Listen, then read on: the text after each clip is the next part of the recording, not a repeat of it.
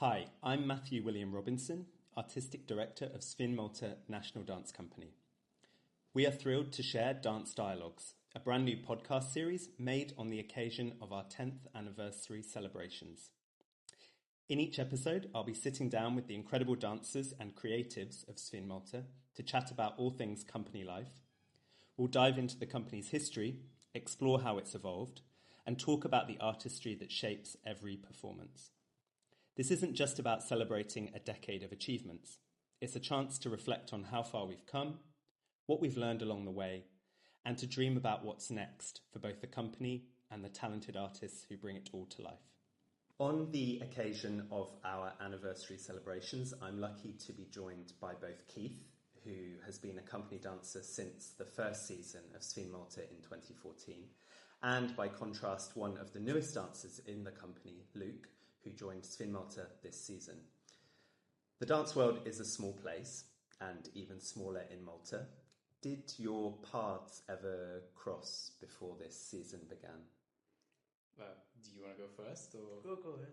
Okay, so first of all, hi, thanks for having us. And since Malta's such a large place in general, we've crossed paths before. Both of us trained at the dance workshop, which was the school where you started? Or? Started, yeah. And same for you, Luke. You started there at dance workshop. I trained at the dance workshop, but I was on the school before. Okay, nice. I mean, I also had maybe like 1 year at the secondary school where I attended, but my actual dance training was at the dance workshop. But we met through over there, and then eventually I joined the company, and I had the pleasure of working with Luke in some workshops and other events which the company had hosted, which were little education outreach projects where Luke attended and did fantastically. And it's nice seeing Luke joining the company now as a fully grown adult who has learned so much and is so capable of picking up things and doing things. And it's just exciting seeing people grow. Yeah, it's interesting when different.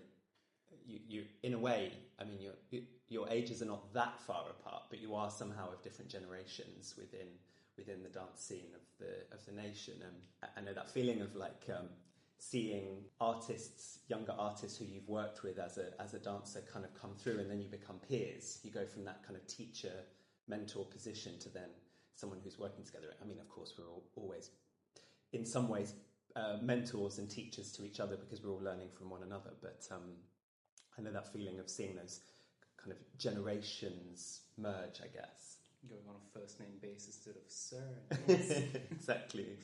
And Luke, you are Maltese, but you trained outside of Malta as well, right? Yes. Yeah. Could you tell us a bit about that? Yeah, sure. So basically I got my foundation, my basics over here in Malta at the dance workshop with Francesca Trenta, and the school before that today has closed, Alviada. When I was based in Malta, there was this youth company called JDC, which was led by Sara Cettura.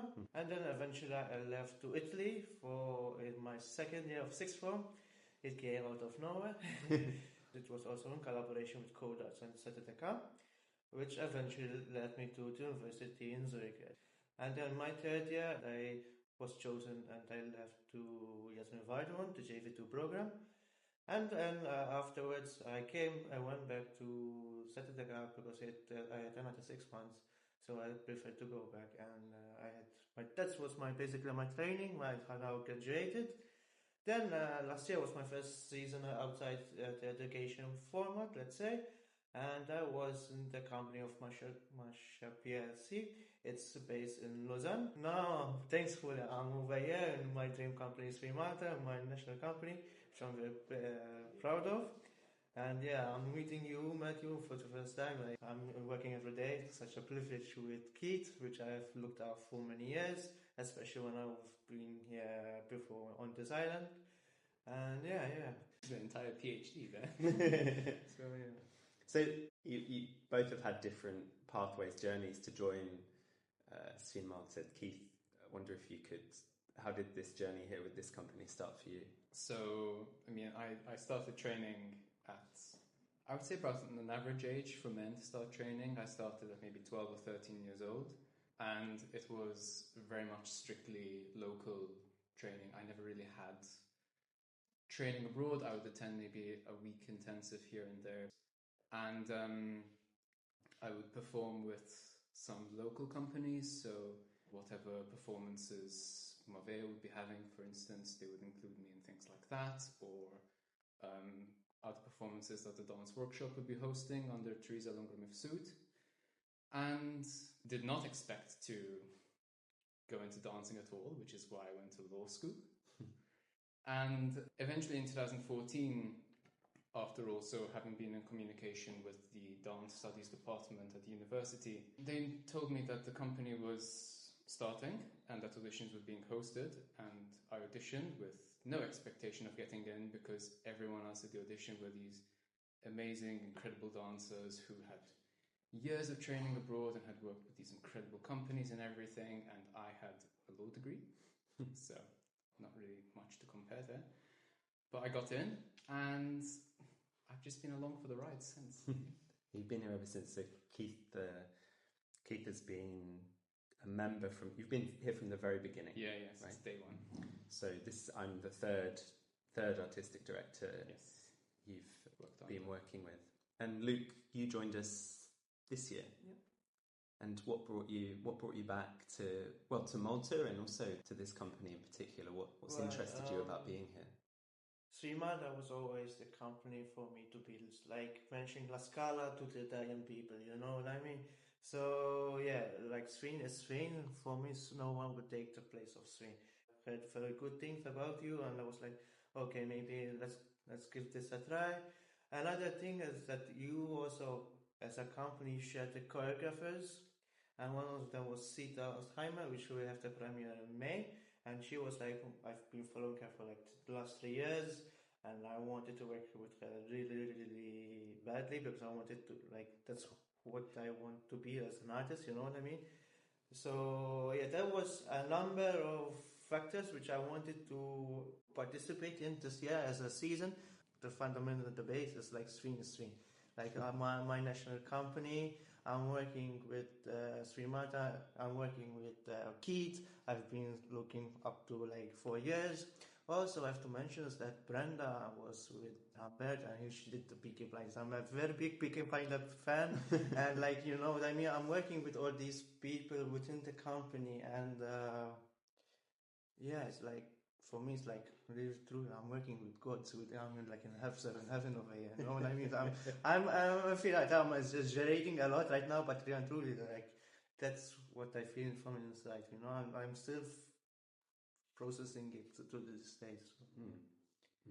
What's really beautiful how you express all that, Luke. I think for me, what's really interesting about, this conversation, but also being part of a company like this in general, is that there's energy within a space like this, such as Keith's, that has been here for 10 years, is established, comes with, has developed through the company, has fresh ideas through their work within the company, through the interactions we make. But then we also have this joy of welcoming in new voices and new artists, whether that's you as a dancer, Luke, or a choreographer, or another collaborator, that feeds and then changes and reinvigorates the whole thing again. And so there's this dialogue between what's present, what has been present, what has been here for forever, in the case of Keith, and the new. And this is a really like potent mix that only exists within these structures that allow longevity, that allow the longevity of a career, the sustaining and presence of a dancer within a structure, and give space through renewal for new people to enter that. Thinking about that idea of change and development, I wonder for both of you, what's like your initial impressions of the company, and or how you feel the company has developed over 10 years? Back when I started years ago, Yeah, no, when I started, it was obviously, again, it was underneath the artistic direction of Maven Koo. It was predominantly a focus on developing an international presence, just because Maven had such a wide-reaching network in the Asias. So, for instance, with his Bharatanatyam performing, he had a massive network over there. So a lot of the work tended to have that influence, but also was sort of tapping into that area of market and sphere and influence, and then towards the London-based and the German-based art scene, discovering the international presence, and then eventually we started to take more of the local influence and the local art scene and allow that to develop and influence the works that we were doing. I guess it's that thing of where, in a way, priorities change, not just through people changing, but through context and time changing. So I think these national dance companies, there is always this scale to play with between what they are for a nation, within a nation, and what they are for a nation outside of the nation. Yeah. And there's always going to be I think there's always going to be a moment where they tilt in one direction and then they tilt back the other way, and you find equilibrium between those two things, and then they tilt the other way. And I think that's always an interesting scale to play with. And I think from what you're saying, it sounds like there was a real ambition about that international profile to begin with. And I think a big part of that came from just the issue with being such a small island with such a limited population based over here, because if you have a home audience of millions of people, you can focus on a national thing because there's a national scale of millions of potential viewers that you can tap into.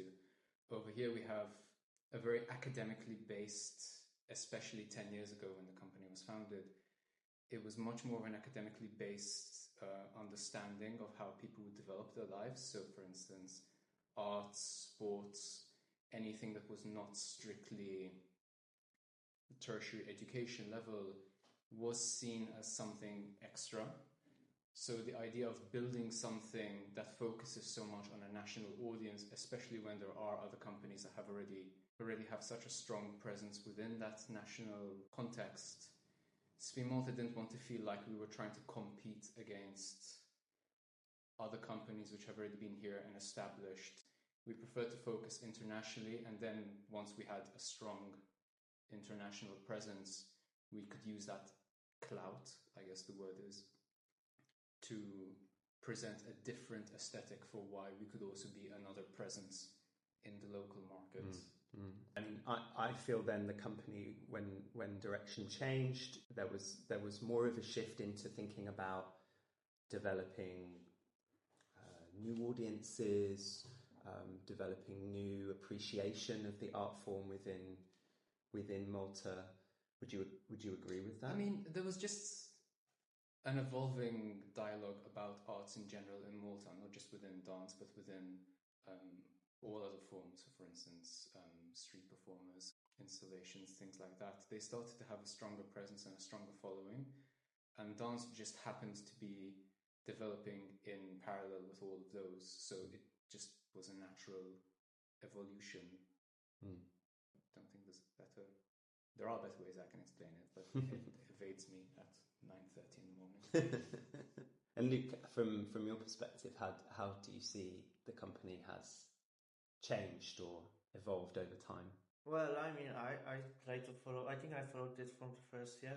I saw a big progress in the local scene. I think there have been very much a lot of other interaction with the local audiences, especially with workshops, with performances. And yeah, for me, like in the last number of years, seeing it from the outside, because I have the outside perspective, I saw a lot of big increase, especially from a local perspective of how many people are going to perform, how they are engaging with the company, how the company is engaging with the audiences as well, and how is the information of the audience growing year by year. As well as we have to say that agencies like Arts Council Malta, they always help for the arts to continue growing locally as well as internationally. I'm saying this because the first 3 years of when I was abroad, I was saying I'm from Malta and there's ÄĆfinMalta as well, and as a national company, and people used to be like, really, that's true, that's quite amazing, that's like quite almost like surprisingly, you know what I mean? And they didn't even know about the country, but like the last 3 years of when I was abroad, they started to know and get to know more. So yeah, for me, there's a big progression of how ÄÄfinMalta is evolving and growing by time. You know what I mean? Yeah, That's and that cool. I guess what you're saying is also the perception of the company has changed or grown, Yeah, and the profile has changed and grown over those years. It's always really interesting. I mean, I hear you both saying it that when we talk about a national scene or a national audience, you always say local, and you talk about local and international. And I'm just curious about that choice of word and how that relates to the country, because I would always say a national audience, but you both say local. And I think it's just one of those things that just it's always been a very inherent Maltese thing.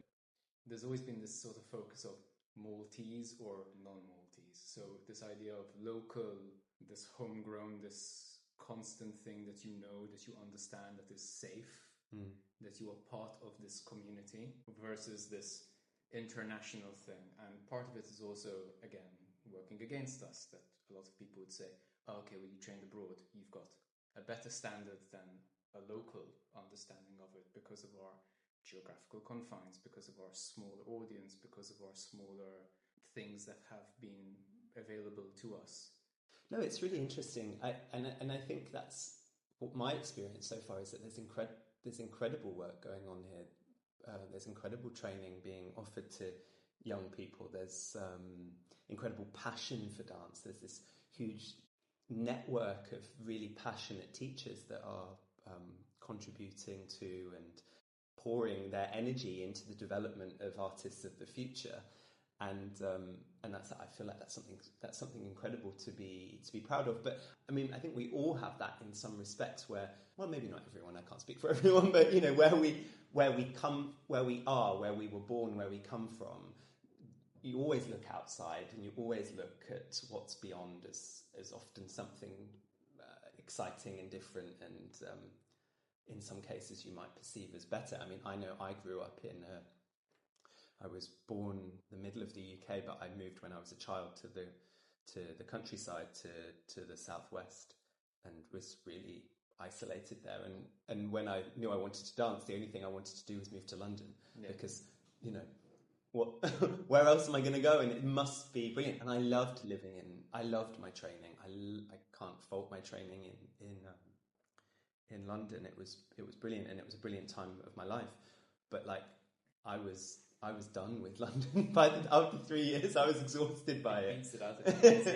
I was exhausted by it. But I guess, yeah, it's that it was really interesting when Keith, where you then, what you said about local as feeling is a safety and a comfort and I guess home in some ways always will feel like that. But it's lovely to hear. It's just really interesting and lovely to hear you talk about your nation in that way, like local. Because it starts to feel more like in my mind, it evokes more like a town feel, like a small, like I know everyone, I know this, I know them, I know this place, and that's really quite beautiful, because the company and all of us that are living here, who are some of whom, as yourselves, are Maltese, some of us are from abroad, we're all part of this like local ecology, this local scene, and we're all trying to work together towards something that builds on and continues to develop the cultural infrastructure, and really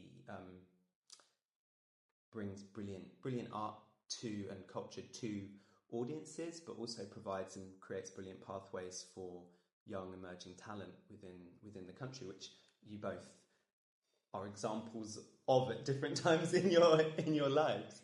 I guess one thing that you almost touched on, Keith, was about, you said, being a young male dancer. I think they're the words you used in Malta.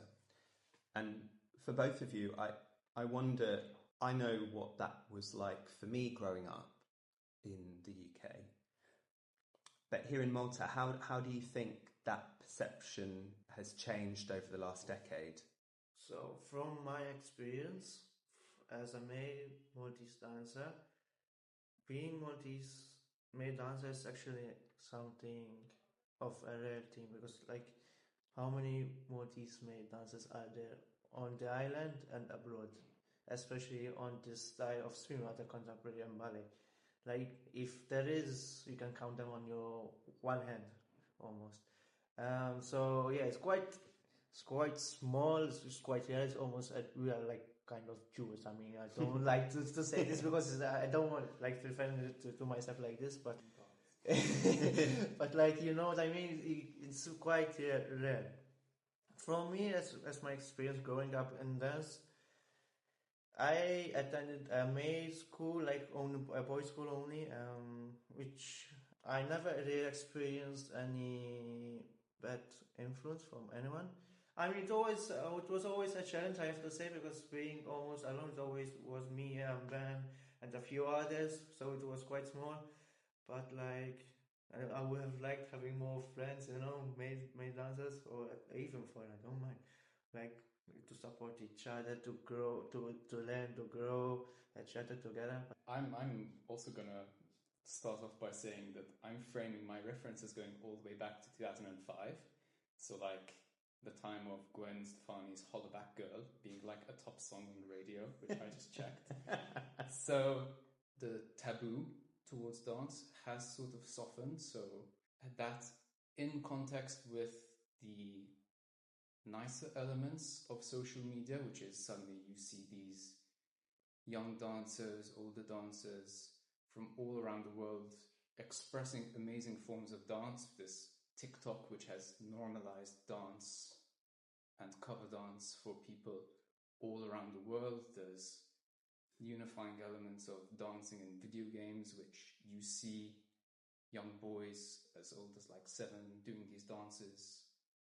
It normalizes dance for people. So suddenly dance isn't this thing that people are viewing as a taboo thing, I feel like. And it's normalized a lot more of that.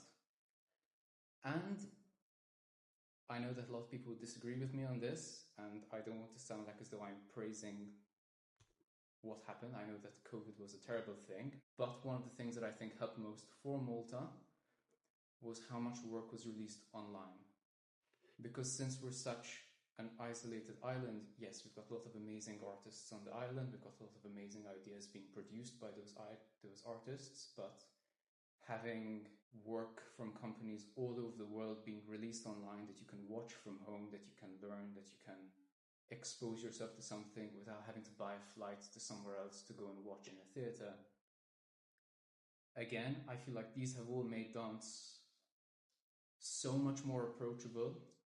This, I don't know if it's still the same thing. I know when I was younger, for instance, things like ballet for men were free tuition because people wanted to get men to dance. So I don't know if it's still like that. I don't know, maybe if there's just enough men dancing now that we don't need to offer free education for them because there's a national interest. But that was one of the things as well that I feel like just helped push people forward for dance. If I may add, I started off like with Bolivia on free, like I didn't pay, and if it was not for that scheme, things so I wouldn't be over here for sure, you know. Like this kind of things got me here and being working over here as well today. I think one of the missions ongoing here for the company, but I think this is for the art form, for the art form in general, is around ensuring that everyone is welcome, that within our space everyone is welcome, and everyone is welcome, but making sure everyone feels that they are welcome and knows that they are welcome, and that from that threading out through then into the cultural infrastructure around us, that every young person, regardless of who they are, whatever their background is, feels like dance can be for them, and that a society can accept that dance is also for them, that encourages that nourishes that pushes that forward, so that whoever you are at the age of 7, or in your case, 12. 12? 12. You know that dance is a place where you're welcome, and that this company is a place that you're welcome, and that those closest to you can trust that this is a place that you are welcome, and that you will be nourished, and that you will be supported and guided and trusted. I mean, it's also as well just understanding that dance is such a massive vocabulary. It's like walking into a restaurant and you want to choose something on the menu. There's so much to choose from, and if you don't like one thing, it doesn't mean you don't like dancing. If you don't enjoy ballet, it doesn't mean you don't like dancing. You just don't like ballet. Maybe hip hop is for you, maybe break dance is for you, maybe hula dance, swing, whatever. There's 100,000 different ways to express yourself. Maybe like contemporary dance, or make your own new thing. But absolutely. And so I think sitting here today, what's exciting for me is knowing that, you know, Luke, you of a new generation, Keith, you of another generation, and I mean, we should say that Decade, the new work that we're premiering for our anniversary by Thick and Tight, is going to be your last performance. What a way to go out with the company, that you'll be transitioning into a new role within the organisation.